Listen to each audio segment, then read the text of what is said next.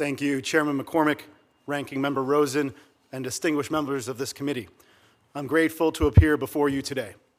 I'm deeply honored by President Trump's nomination and the confidence of Secretary Rubio to serve as the United States Ambassador to the Republic of the Gambia.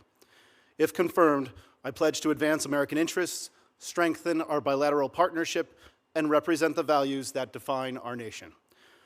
I'm here today because of the hard work of a kid who minded his father's store in Chicopee, Massachusetts during the Great Depression, because an Italian-American family escaped Mussolini's fascism in 1930, and because a nurse and a pharmacist fell in love in a hospital in Chicago 50 years ago. My grandparents and parents taught me the value of integrity and the importance of hard work. Every day of their lives, they supported the dreams of my brother, sister, and me. And together with my wife, Denise, who I am grateful said yes to me and this journey 15 years ago, I try to follow their example for our boys, Santiago and Marcelo.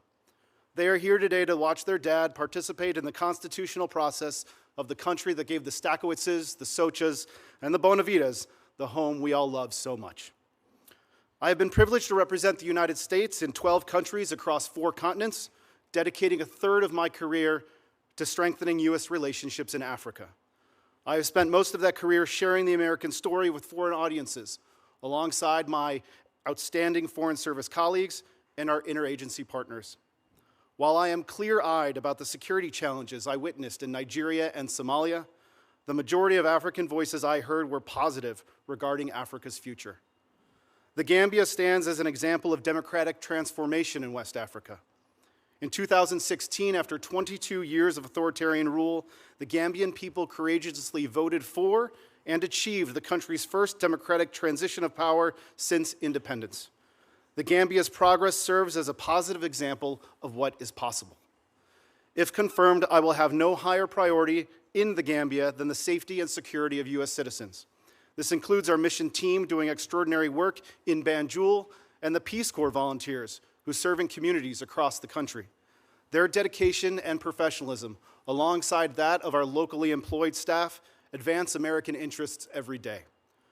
I would also work to deepen our economic partnerships.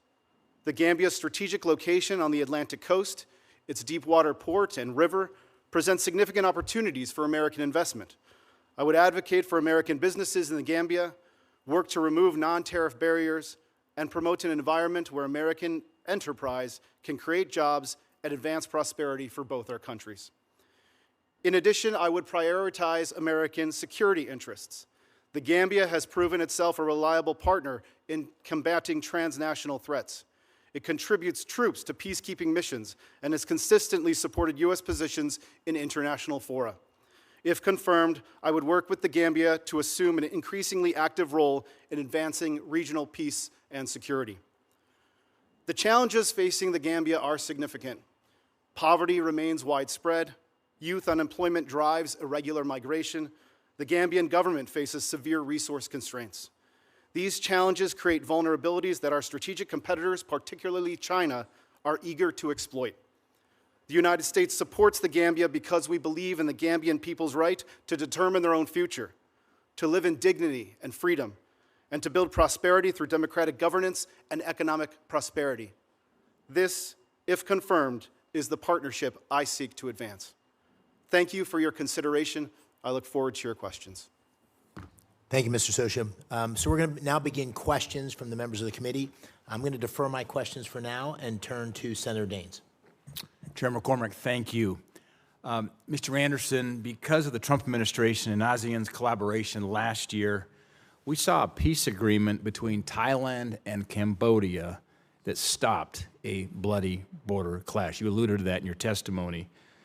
Looking to the future, how do you see regional partnerships and forums as a platform for closer U.S. relations and regional stability across Southeast Asia? Thank you for that question, Senator, and thank you for the kind introduction. I think that's a great question that honestly not only the U.S. but also our regional allies in the area are asking.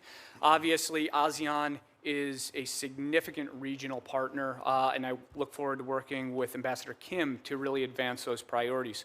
But as we look to a larger spectrum of the tools in the toolbox in the region, I think one of the most prominent is the Mekong-U.S. partnership. It's a regional platform that embraces economic and natural resource cooperation amongst the 5 countries of the Mekong region. We're seeing that kind of blossom, include some joint ventures with Japan, and leveraging that, I think, is a great opportunity to really give the region a shot in the arm that right now and capitalize on the optimism that is currently there. Earlier this year, the USS Cincinnati visited Cambodia's Ream naval base. The visit was intended to strengthen the mill-to-mill ties and reaffirm U.S. access to the port following its Chinese-funded expansion. It was a promising moment in our military ties with a critical Southeast Asia country. Mr. Anderson, how do you foresee the future of U.S.-Cambodia security cooperation? Again, thank you, sir. And I can't emphasize that this is, again, a question that our allies, specifically Five Eyes countries, are asking about the region. Obviously, Hun Manet has said that Ream Naval Base is open to all friendly nations, yet most countries around the globe still question whether that is a reality. I think the first part of answering your question is engagement, how to lean forward into conversations with the government, and then looking forward at how to pursue those partnerships in an incremental, measured way as we match it with productivity on increasing the U.S. bilateral ties. So seeing things move forward together, not just pushing an investment and then hoping for change on the back end. U.S. investment in Cambodia, frankly, has been limited, especially when compared to its neighbors in Vietnam and Thailand. Economic ties have been so important, such a part of driving U.S. relations in Southeast Asia, but we haven't quite found major success yet where you're headed, if confirmed, to Cambodia. Mr. Anderson, can you talk a little bit about why the investment climate in Cambodia has historically been difficult, as well as how you would work to bring more U.S. business investment into the country? Yes, thank you, sir. Top priorities for me, if confirmed, would be SCAM centers, economic and security cooperation, and regional frameworks. The economic aspect that you hit on here is firmly within that second priority. Through all of my years of service, I've noticed that not just governments, but private business desires stable outlooks and predictability. Cambodia